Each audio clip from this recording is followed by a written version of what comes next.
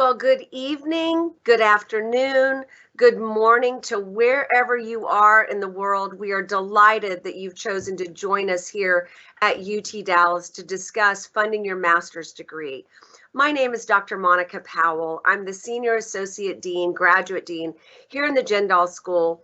And I have a feeling that many of you that are watching this webinar today have either visited with us at a Yocket or have attended another admissions webinar. And so you have some familiarity with UT Dallas and the terrific Jindal School of Management.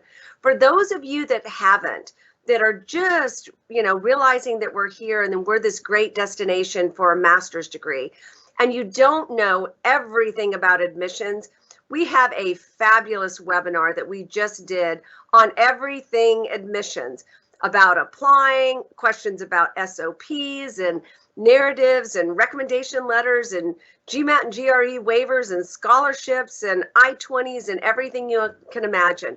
So if you haven't done that, Norma, who is behind the scenes, is going to put a link into the chat for you so that you can go and attend and watch an admissions webinar and learn all the answers to all the important questions. But this webinar is about financing your graduate degree. And we have a lot of expertise around that. And we actually have a star of the show, one of my terrific colleagues, Gaurav Shekhar.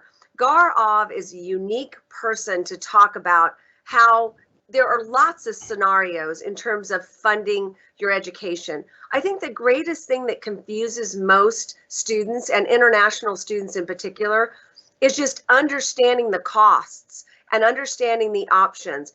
And the reason that Gaurav is such a terrific star is that he's an alum of our Master's in Information Technology program, went out and had a terrific career with AT&T. Then he loved us so much he came back, and he is now the director of our Master's in Business Analytics program. So he can speak from his own unique perspective of these terrific options that students have.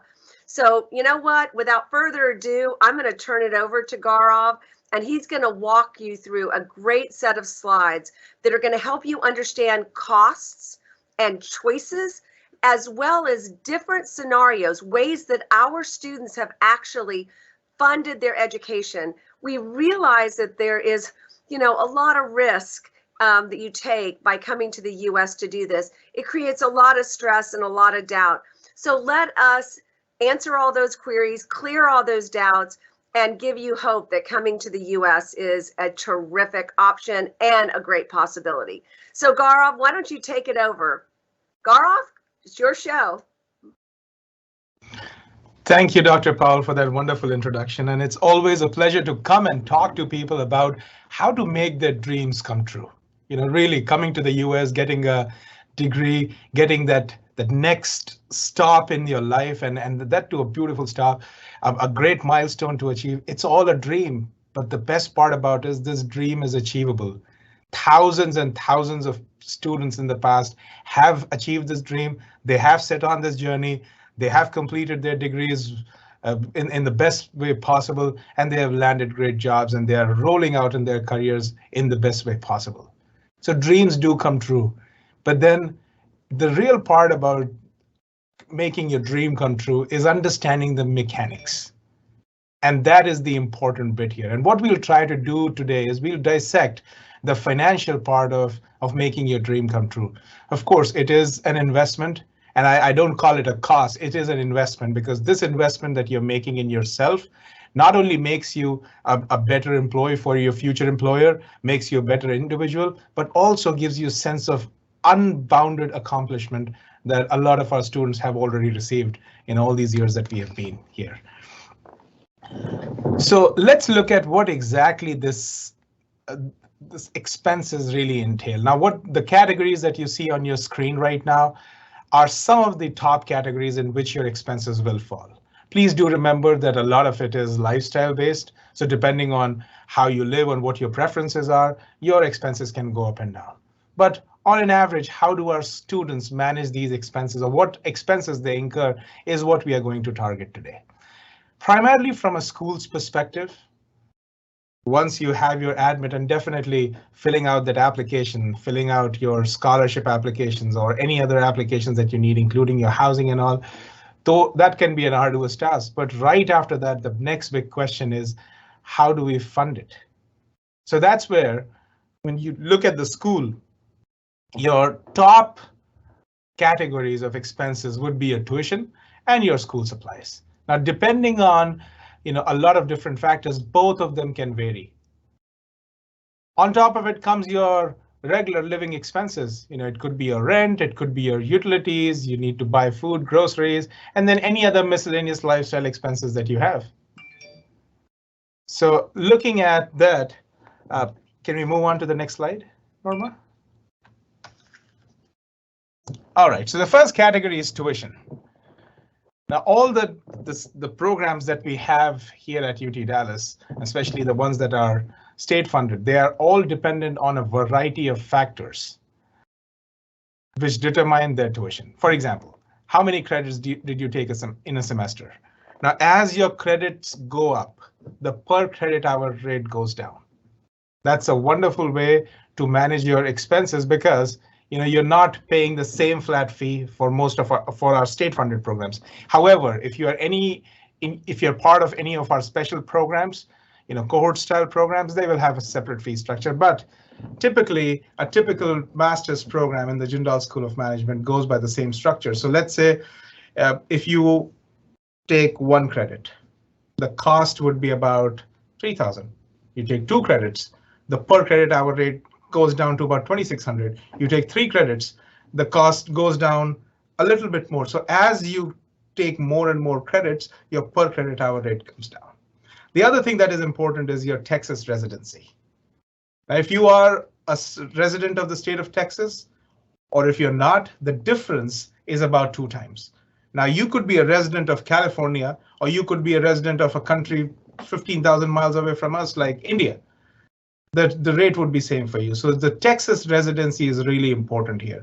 The difference, as I said, is about 2 times. So let's say for 9 credits, if a Texas resident pays about $8,400, a non-Texas resident will pay about $15,500. However, having said that, the good thing is that we do have options through which people can attain Texas residency. Like, let's say if you get a Dean's Excellence Scholarship, you may be eligible for in-state tuition, and which means that for the first academic year, once you get the scholarship for the 2 long semesters, you will receive the ability to pay in-state tuition rates, which drastically reduces the burden on you, even if you are an international student. The other thing that matters is what's the modality of the courses that you're taking.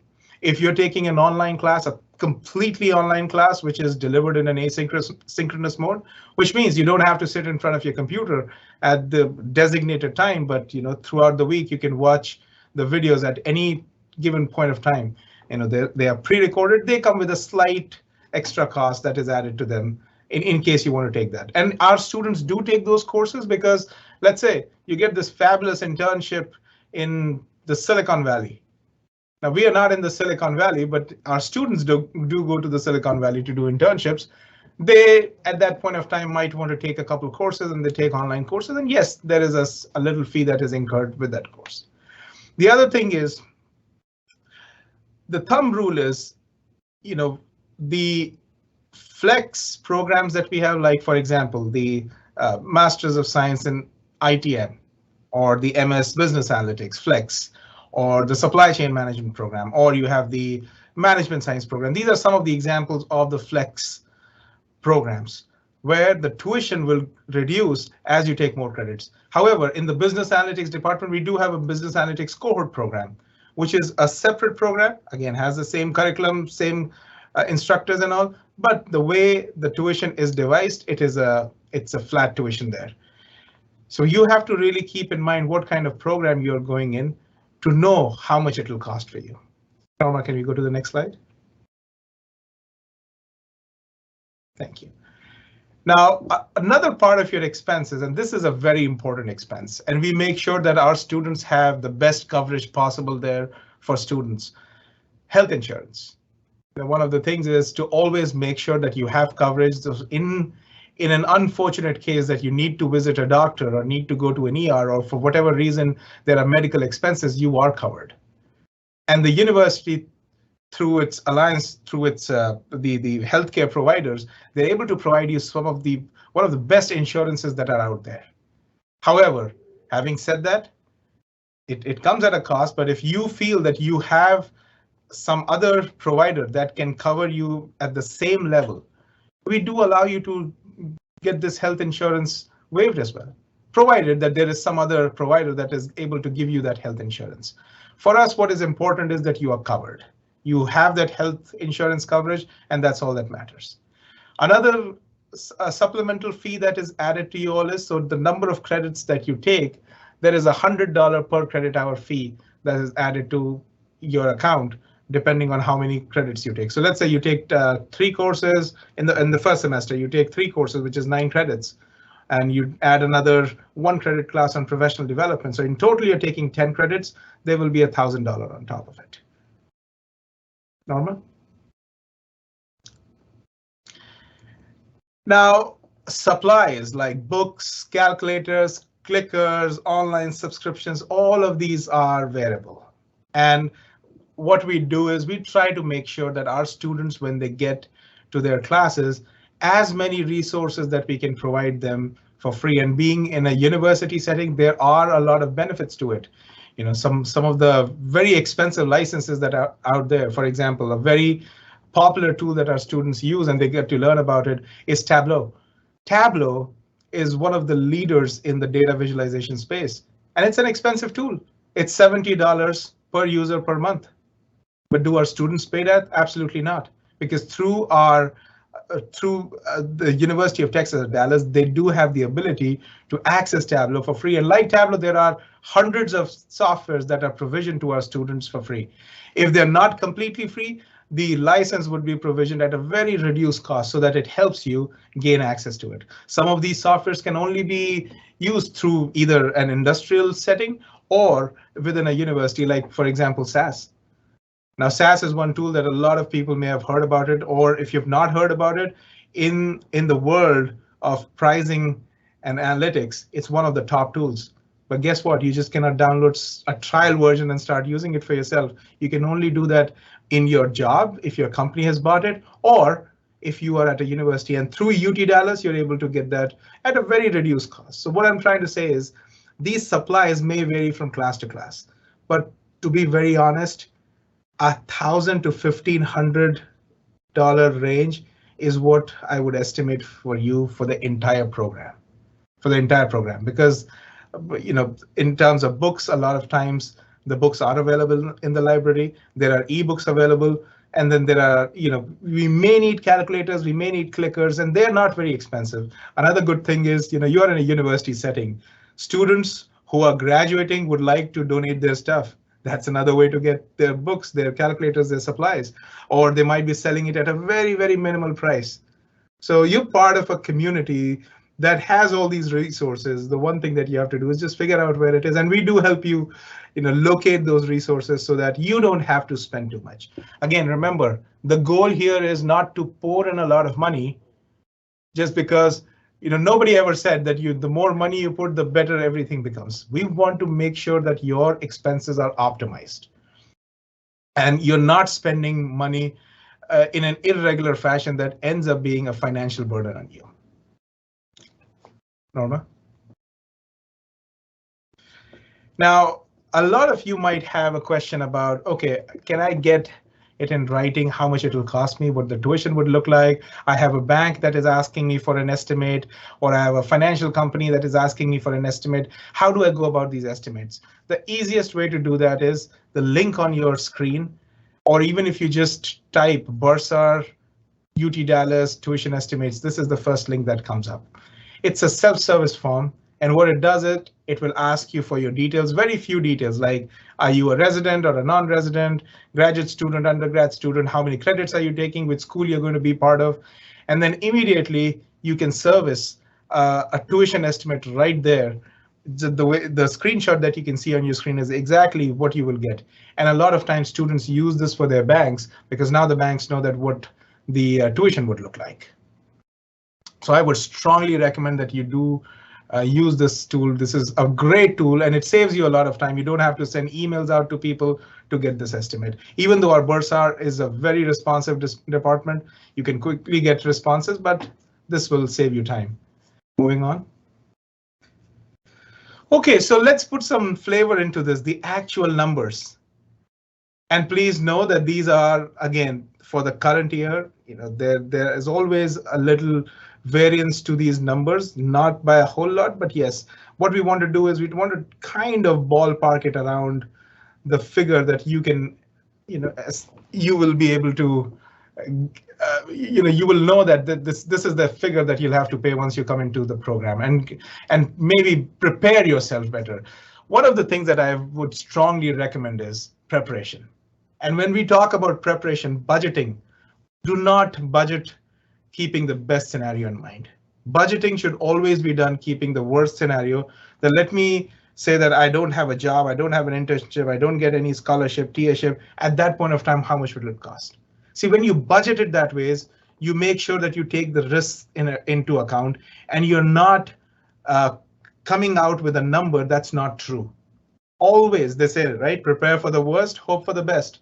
And once you have prepared for the whatever the higher number is, and you end up saving, you end up doing a great job with your internships or maybe an on-campus job, maybe get scholarships, all that money is saved. But if you do it the other way around, you go with the best case scenario and you land up in the worst case scenario, now that's where you'll be in trouble. And to be very honest, these numbers at sometimes might look very overwhelming because, again, when we change the currency, when we do the conversion from your own home country's currency to USD, it might feel like a very overwhelming number, but it's a totally achievable thing. And it is becoming easier and easier to get education loans. It is becoming easier for somebody to pursue education abroad. And that's one of the reasons why we are here telling you very confidently that this is doable. All you have to do is just make sure that whatever you need, you plan for it, you prepare for it, and then let it play out. So let's see what these numbers look like. So for 9 credits, and I'm estimating it on the basis of the fact that you will take 9 credits and you'll finish your degree in 4 semesters. Now you can finish your degree in a shorter amount of time. Nobody's stopping you from doing that. But for the sake of the illustrations here for this webinar, we'll stick to 9 credits a semester. An in-state tuition student would be paying $8,400. That becomes $15,500 for an out-of-state student. The health insurance is about $1,338, and then let's add some miscellaneous fees of about $300. In terms of living expenses, now $800 may be slightly higher, but I still want to project a number that's better to use rather than give you a very tight number and then make your calculations go haywire. So let's say $800, which includes your utilities, your rent, any other expenses that you have in the month. All of that is $800. We have about 5 months in a semester. So a total of $4,000 right there is your expense for your living. So then putting that into account for a student who's in-state, the total would come out to be about $57,000. And somebody who's paying out-of-state tuition completely, the max would be about $87,000. But then these are the numbers keeping the higher end in mind. Now, how do we go about this? And what we are going to share with you next are some of the profiles of our students. What does the student population look like? There are students with scholarships. There are students with TA-ships. There are students with internships. There are students with on-campus jobs. So how do these expenses look for them? And then what's the burden in terms of the financial expenses that will fall on you in each of these scenarios? So what are some of your funding options? You can be on you can work as a student worker, and we have tons of positions there. We are proud of the fact that we are a big university and there are tons of departments out there that employ student workers. So you talk about dining, you talk about parking, you talk about a lot of welcome desks, this student services building, you have the rec center, the activity center.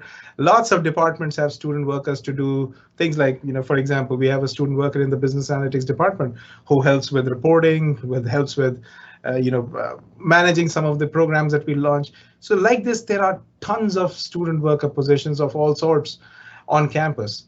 We have a portal called Handshake, through which you can apply for these jobs. And what it does is it's like a portal for us to list all our on-campus jobs, and then students go in, apply, and then we call them for interviews and recruit them. But on an average, they pay between $10 to $12 an hour, which means that after taxes and everything, you're earning about $400-500 a month. And this $400-500 is not too bad, because if you remember the living expense, we estimated it to be about $800. So this $500 helps you there, $600. Now, let's say you become a TA in the school. And by the way, you cannot become a TA right in the first semester. You have to spend at least one semester at UT Dallas, get a UTD GPA, experience the classes for which you might become a TA in the future. But let's say you become a TA. There are two benefits for a TA. One, you get about $1,000 per month after taxes. And then the second thing is that you do have the ability to pay in-state tuition in that very semester. And that is a big, big bonus there for students. Now, we did talk about the scholarships, and one of our most popular scholarships are the Dean's Excellence Scholarship. A lot of you apply to them every year. Dean's Excellence Scholarships, it comes with $1,000 tuition credit, that's applied to your account. But on top of it, if you are an out-of-state student, you do have the ability to pay in-state tuition rates for 2 semesters. And that's a great benefit there, because for 2 semesters, if you're getting the in-state tuition rates, you're saving close to $15,000-16,000 right there in your tuition. Internships is something that our students, most of our programs require our students to do. And even if, let's say, you are part of a program that doesn't mandate an internship, it's a great thing to do. Why it is a great thing to do? Because number one, you need experience. You need an actual workplace's experience as to how things work out here in the US. And that can be done by you going to one of these companies. And there are thousands of companies that hire from the Jindal School of Management. We go to all states in the US. So there are tons and tons of internships out there. And in fact, I would invite you to go to our website, the Jindal website, and look for our internship stories. Those are first-hand accounts of students working in different companies. They are unmoderated, so they are their first-hand accounts, and they're reflections of how they got those internships, what they did to get those internships, what were the steps taken, and how their whole experience was. So tomorrow, if you want to work at your dream company, and you want to know what does it feel like to work at your dream company, these first-hand accounts, these reflections, the internship stories are some of the best ways to tell you what our students have experienced. And the best thing is, because one of our students have already worked there, they have a relationship with us. So they pay, the average is about $23-24 an hour, which is about $3,700 a month.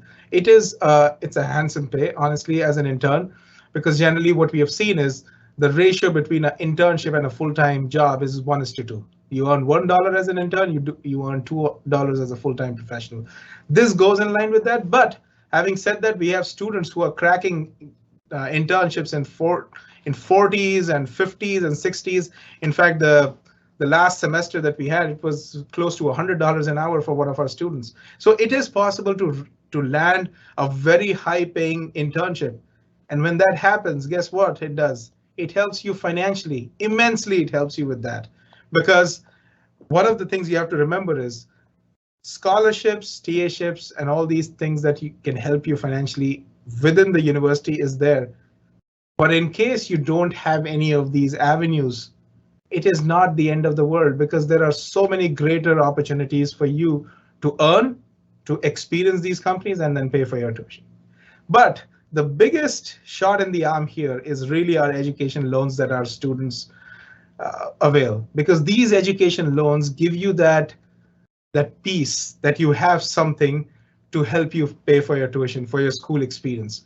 And a lot of our students, even before coming to the school, they avail it through some of the providers who have been helping and supporting our students for years. We will show you a few of them towards the end of this webinar.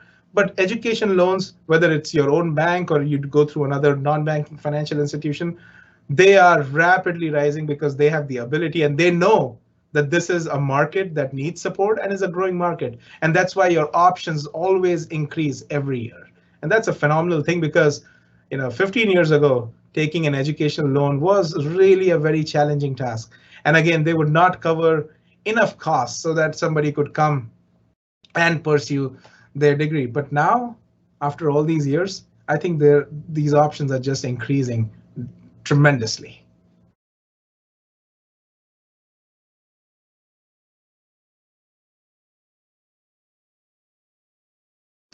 So the previous one was about the options through which you can fund it, but then when you have to pay it off, how does it look like? And this is not just for one person here. There are thousands of students who have gone through this. Remember that when we say this confidently, we are saying it because we have had all these students go through this exercise of paying their tuitions off, their loans off in a very, very comfortable way. So let's say after you graduate, your liability is about $40,000. Now our average salaries are in the ranges of 80 to 100K, and I'm here taking the lower end because at this point of time, I think taking the lower end is important so that you know that even if you're on the lower side of it, you're still going to pay everything off very comfortably. So $80,000 and a year is about $6,700 a month. After taxes, you get about $5,400. Let's say you decide to pay $1,000 to your loan every month. Your average time to pay off your loan is about 3.5 years. Mostly the institutions give you anywhere from 7 to 12 years to pay it off, and you're still doing it in 3.5 years. What we have seen is most of our students do it in 2 to 3 years. UT Dallas is ranked #1 in the state of Texas when it comes to return on investment. And it is not because we are for whatever reason. It is because of this very reason that our students are able to, first of all, get a great degree and then utilize that degree, go to the industry, let people know that they are from UT Dallas and they have a top-notch degree. When they have a top-notch degree and when employers see them, the confidence that they have results into top dollars in terms of the salaries. And that's the reason why our students, irrespective of the program, are able to pay their loans back quickly. We recently had a student got a very good job in one of the top, I would say it's in Fortune 5, the top 5 companies, working there and paying off the entire loan in less than 10 months. Was this person starving? Was this person not having a place to live? Or was this person only paying off their loans? No, the person had a great place to live, was not starving, had a comfortable life, was even supporting their family back home by sending them some good money every month. And at the same time,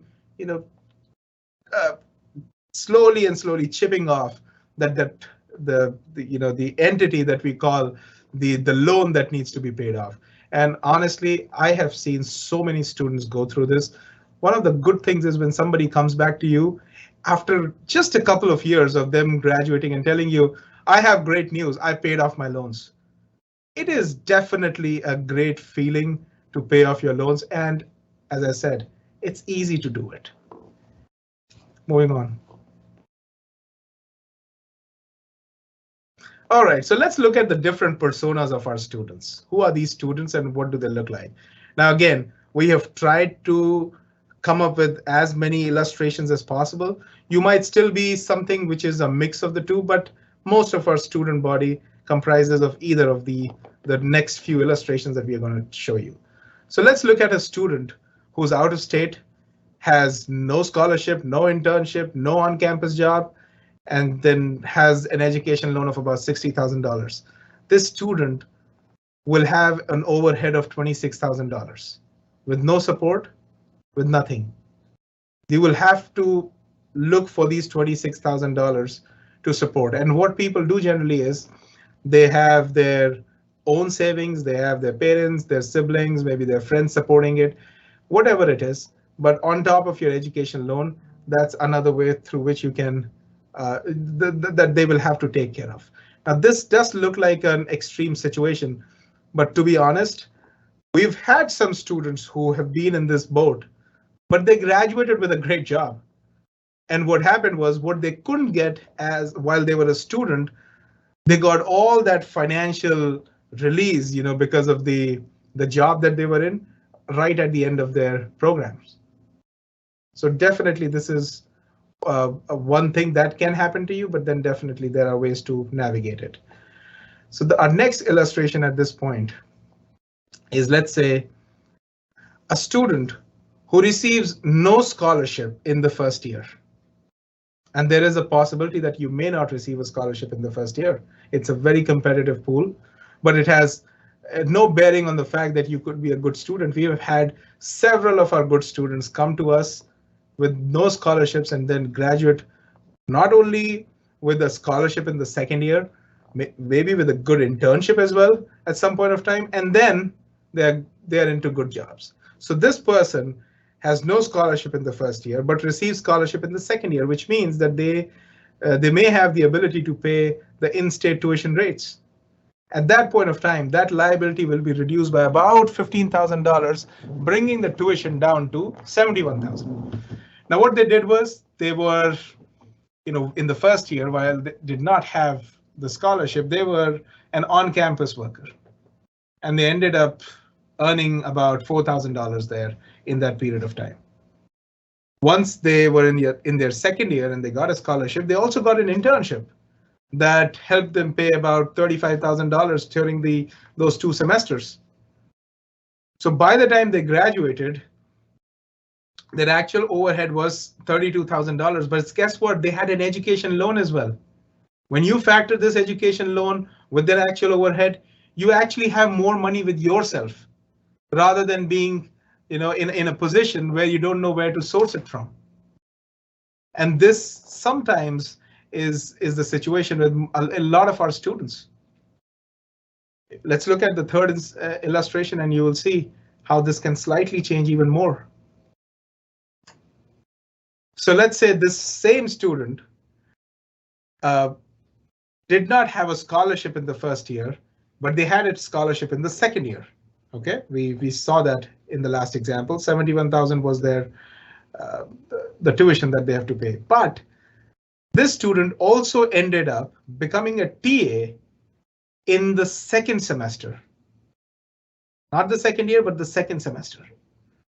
And this student has been with us for 4 semesters. So apart just the first semester, when this person came into the program, they had no support. After that, the TA-ship got them the in-state tuition in the second semester, and then the scholarship helped them with semester 3 and semester 4. So 75% of their journey had in-state tuition benefit. And the TA-RA position helped them with the pay as well, about $7,000 right there. Plus, this person in the first semester, when they could not have been a TA, they worked, and they had about $5,000 as an on-campus worker. And then became an intern. And this is not a made-up illustration. This is a good number of our students. So at the end, when you factor all of this in, your actual overhead that you have to take care of is about $24,000. But guess what? You have a $60,000 loan there to help you with your expenses. You needed 24, you have 60. So that again is a great situation. So again, if you don't end up getting a scholarship in the first year, do not be dejected. There are tons and tons of ways through which you can support yourself. There is a big misconception sometimes when people feel, oh, I've not got a scholarship, I cannot afford it. Absolutely, you can. The biggest thing for you is to come to UT Dallas and start your journey. And as you start your journey, there will be an umpteen number of opportunities that will be open to you. Let's look at the next illustration here. Again, another out-of-state student. This one, from a scholarship standpoint, got a scholarship at the very beginning, and then as a continuing student, again got another scholarship. So for 4 semesters, this person had in-state tuition benefits. The tuition that this person had to pay was about $57,000. Then was an intern for the first 2 semesters, the on-campus worker for the first 2 semesters, an intern for the next two. The actual total overhead after all of this was just $18,000. And you took an education loan, 60,000 is what you get there. And now the figure of 60,000 is an estimate. Okay, it could be between 50 and 60 depending on your credit profile. And that is something that when you go to the financial institution, you will know yourself, but we're basing it off the averages that we know. So what this person needed was 18, got 60, had money at hand as well. This is definitely a great situation to be in. Moving on, the next illustration. In case you are an in-state student, now there is no in-state and out-state for you. You are an in-state student, you are a Texas resident. Well, the tuition that you pay is $57,000, and then putting everything into account, your liability is going to be about $17,000 only. But guess what? You can also avail a student loan. And the fact is, if you are an in-state student, you might have more options being in the US to go for education loans at a much attractive rates. So what has happened is over a period of time that we have seen more and more companies come out, whether they are banks or they are non-banking financial institutions, with great tools to get you the loans that you need.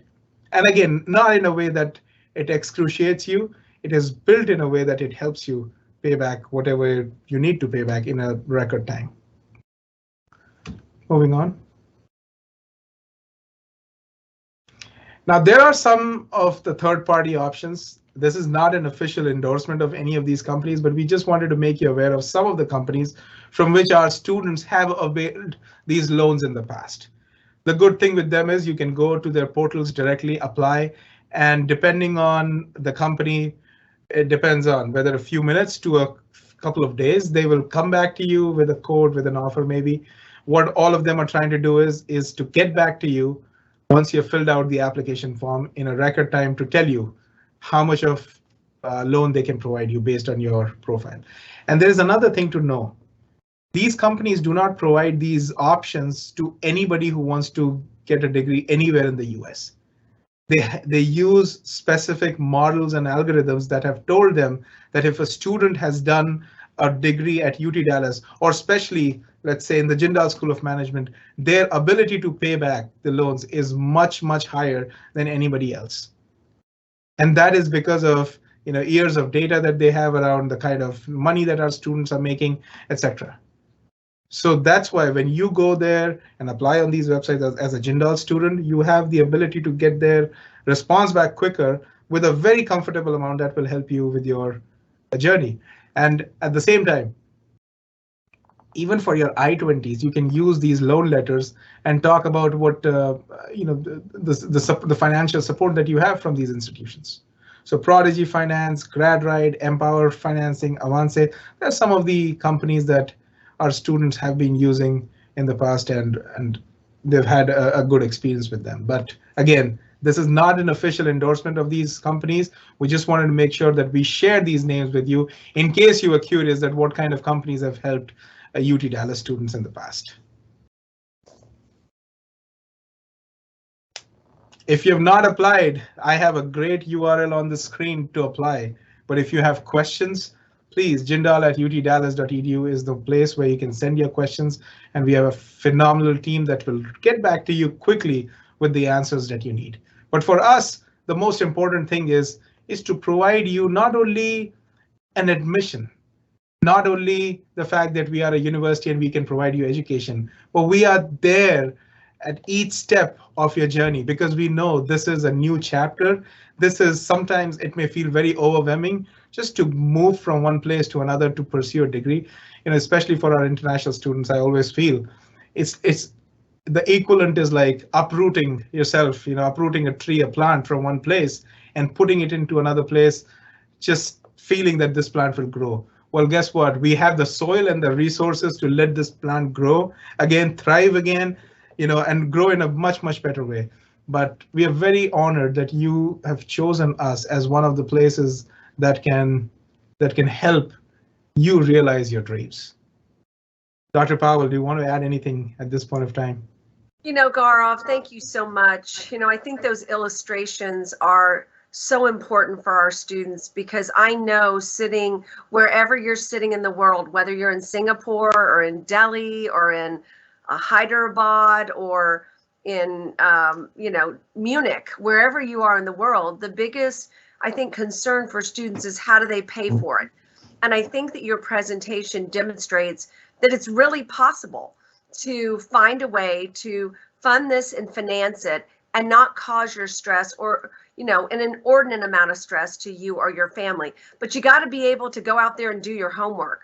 You got to be able to go out there and do all the things that make those scenarios, those illustrations possible. So a couple of things that I want to cover for students who may be watching is that, if you want to apply for a scholarship and you have been admitted to a flex program, then you can apply for a scholarship through the graduation scholarship app.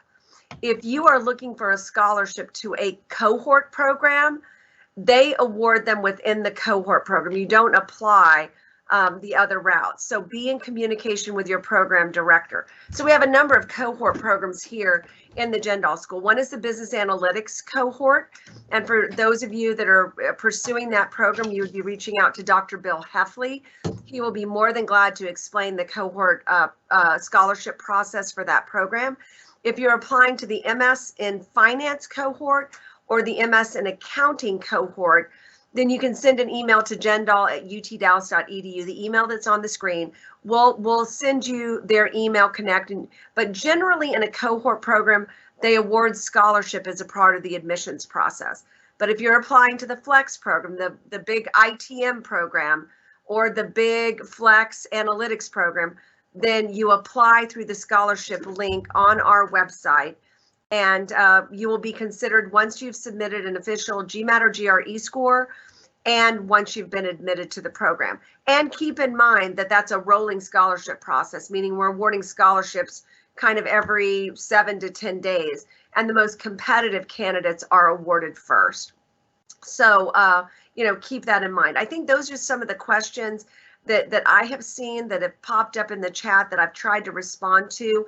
Norma, I bet you've been keeping an idea and a close eye on that chat too, and we want to address other questions. Remember, if you have not attended an admissions webinar, please go to YouTube. You'll see the link in the chat for you that shows you exactly where to go and watch that admissions webinar. A lot of students get confused that, oh my gosh, you got to apply by January the 15th. It says on your website it's a priority deadline. Well, that is not the official deadline for applications. We accept them throughout the spring. Now is the perfect time to apply. It takes somewhere between 3 and 4 weeks to get an admissions decision. But get out there and apply. Watch that admissions webinar, as it will answer all kinds of questions about every step of the admissions process. It will answer all kinds of questions about, once I get admitted, how do I get an I-20? It will answer questions about how do I apply for a scholarship program, flex versus cohort. It kind of covers the whole gamut, and it is well worth the hour of your time to watch it. It's actually our most popular webinar. We do conduct it live once a month as well, but why wait until the next time it comes up live? Go ahead and watch it as a recording. So Norma, I am betting there are some questions in the chat that folks are dying to have an answer to. There are. You mentioned earlier that scholarship goes out on a rolling admission basis. We've had some people asking about fall 2022 scholarship decisions. When will those start rolling out? So it is my hope that we will start making those decisions at the beginning of next week. Typically, we start the first week of February. We're going to be a couple of days later than we typically are this year, but I expect that the first round will start to begin very shortly. And then it'll happen almost on a weekly basis. We will go in, the scholarship committee will review the scholarship portal and look at all of the documentation that you submitted in the application process. So everything that you submitted to be applied, along with that GMAT or GRE score, will be considered. So it's a very, very thorough process. We've had several of our attendees ask about the likelihood of getting internships or a job without any prior work experience, and also asking if they might struggle in the program not having that work experience. That's a terrific question, and I'm going to take a stab at it initially, and then I'll pop it over to Gaurav to get his perspective. I think that there's something in American culture that's called grit. And I have seen students who have had no work experience come into one of our master's programs and have so much grit that they can't help from, to be successful. They not only get one internship, they end up with 3 because they do everything they possibly can do to make that happen. They network with our alumni. They get on our alumni Jindal Connect platform and connect with alumni. They get involved in student organizations day one. They build a relationship with their seniors. They get involved in case competitions. They work hard and make good grades. So to me, grit plays a huge part in anybody's degree of success. I've seen students come here that have had 7 great years of work experience, and they come with exactly the wrong attitude, thinking, well, I have 7 years, somebody's going to hire me, and they don't they don't put in the effort and the work, and they kind of sit back on their ego thinking it's all going to happen, and those people will not be successful. So to me, yeah, some work experience might help, but there is a lot of employers who will look to the technical tools classes that you take and say, I need somebody that's got those tools, and they'll take a bet on that individual who doesn't have work experience. Now, Gaurav is the program director for our Flex Analytics program. And I know you get asked this question all the time, and I know that you see the successful gritty students and the not gritty students. So Gaurav, why don't you chime in and see if you agree with my assessment? Oh, absolutely. Dr. Powell, you are spot on. Grit is a great part of the American culture. And one of the things about America is the opportunity, the chance that one wants to do something. There are lots of companies that will give you that chance because they just felt you are the right person who will make it work. I have had tons of students who come and say that, they don't have an internship, they don't have any experience, and maybe that's the reason why they're not getting all these internships. And yes, when we start thinking about it in our own world, it might feel that we are at a disadvantage. You're not, because every person has a role to play. We want people who have no experience because they come with a very different perspective of how things work. We have people who have experience and they come with a very different perspective. In fact, a lot of times interns, companies that are hiring interns, they say that, if it would be great if we have somebody who has no experience because we want to train this person in a certain way that it's valuable to our company. And then the coursework that you go through, the courses that you take, a lot of these classes do have projects, and that helps you build your profile.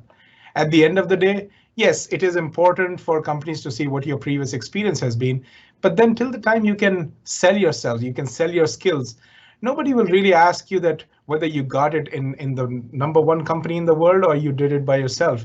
All they will see is that you were somebody who made sure that they had the skill and they put their effort in that and they know what they are doing. And that's enough for them at the end of the day. And do you need to be an expert?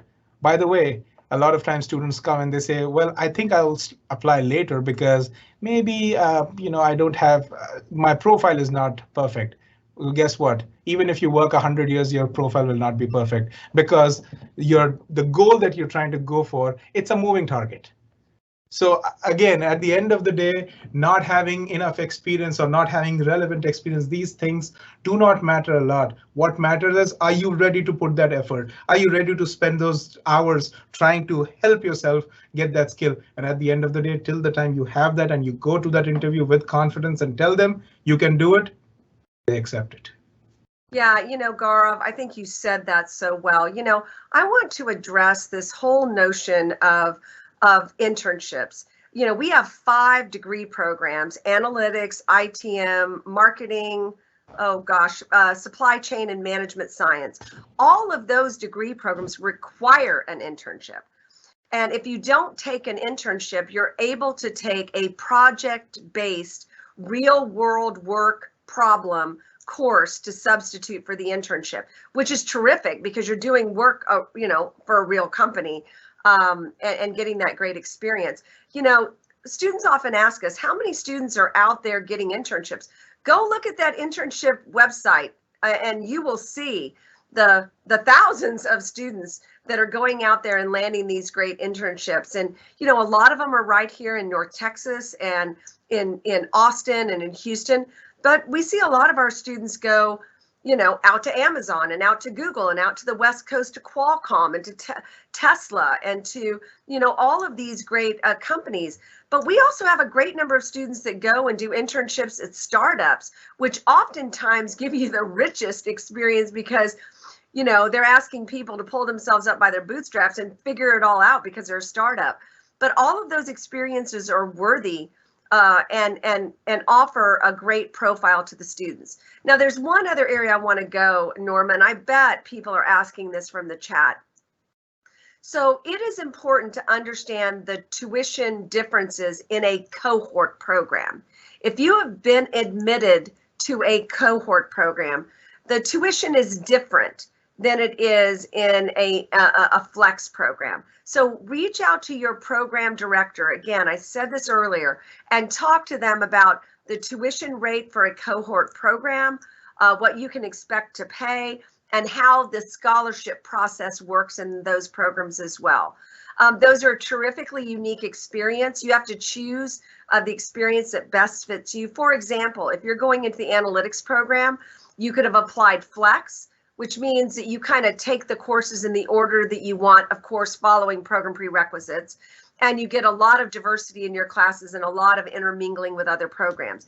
If you go cohort, then that means you're going through the program with a set of students all together. And then, of course, the third option in business analytics is online, which basically means you're online. So, know the differences between the delivery formats and what's going to work best for you. And then make sure you understand the tuition for that program and the scholarship options for that program. Norma. We've had quite a few attendees asking if it was possible to apply for a TA position in their first semester, and also that tuition waiver that's associated with the TA. How long does the in-state tuition waiver last? So I'm going to let Gaurav answer the second part of that, and I'm going to answer the first part of it, because it depends upon when you get the TA-ship in terms of how the tuition waiver is going to affect you. But you are right. If you get that TA-ship, you do get a tuition waiver if you're working a certain number of hours. You can't work 10 hours and get it, but you have to work 20 hours a week and get that tuition waiver. With regard to, can a brand new student apply for a TA? And there's a really good reason for that. Our faculty want to hire students who have been very successful in those classes, because those are the best ones who can guide the students to also be successful. A brand new student would never have taken those entry-level courses. Those tend to be the courses that are required early in the program. So really, you can apply your second semester. Lots of folks apply going into their third semester, but we have people applying the second semester. Gaurav, you want to attack the tuition waiver question and when it applies to them? Absolutely. So the tuition waiver, the in-state tuition benefit, it is only for the semester in which you are hired as a TA. So it's from semester to semester. Now, we do have people whose TA-ships are extended to another semester. The max we do it is for 2 semesters. Whichever semester you will be a TA, for that very semester, you'll have your tuition waiver. And that's a great benefit. And we have a lot of TAs. We do. Dr. Powell, this question is also related to a tuition waiver. When it comes to receiving the Dean's Excellence Scholarship, how long does that in-state tuition waiver last? Oh, what a great question. It lasts for 2 consecutive semesters. So if you are awarded an incoming Dean's Excellence Award in fall of 2022, then you would have that tuition award for fall 2022 and spring 2023. But if you happen to get it in spring, coming in spring 2023, it would be for spring 2023 and summer 2023. So it is a consecutive semester. The other thing to consider is, we do have some requirements about academic performance. So if you don't do well, you could lose that scholarship. You want to keep your core GPA and your overall above a 3.0 after your first semester. We've had a few of our attendees ask, is it possible for an Indian student or international student to get a loan from a U.S. financial institution with a lower interest rate? Oh, wow. What a great question. So Gaurav, I know you've been asked that question 8 million times, so I'm going to let you answer it. Absolutely. Some of the companies that we showed to you in one of the slides, what they do is they disperse the loan in US dollars. Now, there are banks in the US that do provide you with loans, but most of them will require a cosigner. The companies that we showed you, one of the best benefits of those companies is they don't require a cosigner, and the disbursement is done in US dollars. So there you save some money in terms of any transactional fees that you may incur or any conversion charges, and that is sometimes accumulates to be a substantial amount. But that's one way to do it. At the same time, there are institutions that we know that are coming up that are trying to offer loans just the way these companies are doing through US banks as well, but there are very few of them. But I would say that if you go with any of the partners, the companies that we showed you, that will be that's an international company that is giving you loans in US dollars. But I think the best part about them is that they don't have cosigners, and which could be a major hurdle to secure a loan outside of your home country. So I would recommend, a lot of our students have taken those loans. And again, just because we have shown you some names doesn't mean that you have to go with them. You have to make that choice. The only reason why we tell you about them is because we have had students in the past avail their services. Right. But, Gaurav, I want to bring up something else, because I think that this is often a confusing question for international students. They say, can I apply for financial aid?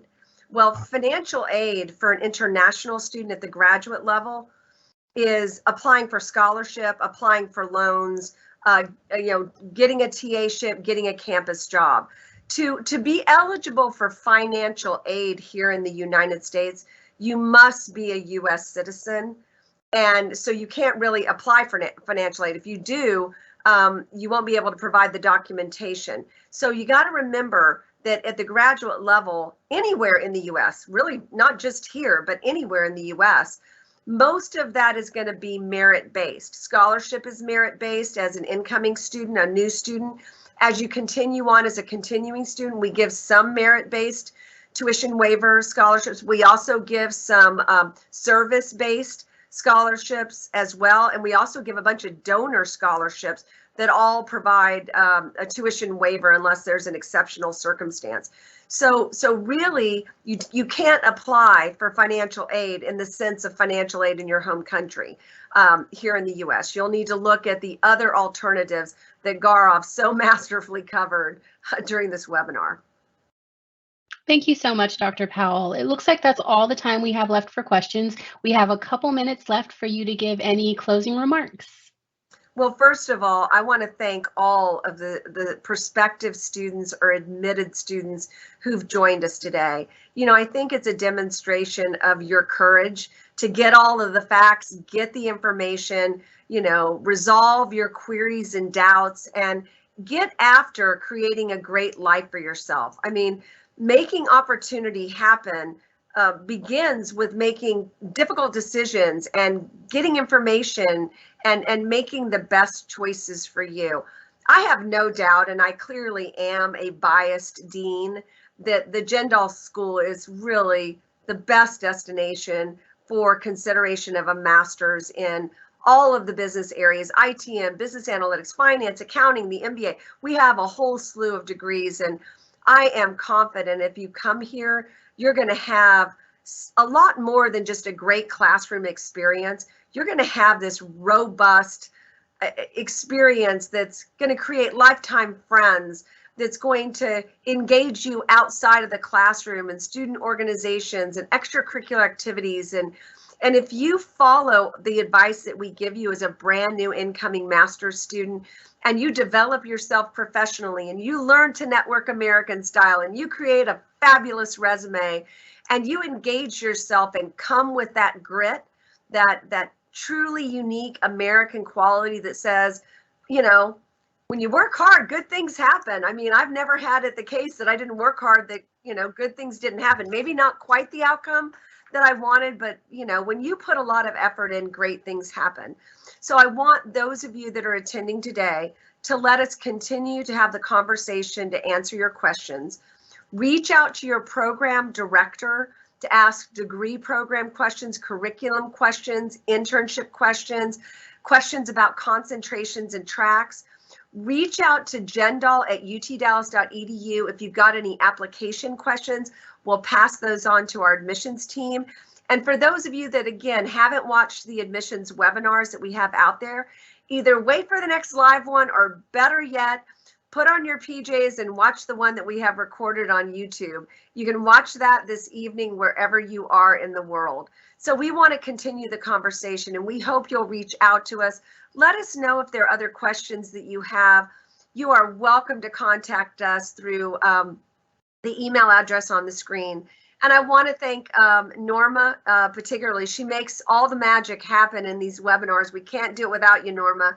And Gaurav, you are the master at this topic. Thank you for putting this presentation together and really giving our students hope about the possibilities that are out there if they're willing to explore all of the answers and jump into their futures. So thank you for being with us, Gaurav. And we hope that all of you will be in touch. We look forward to seeing applications from all of you.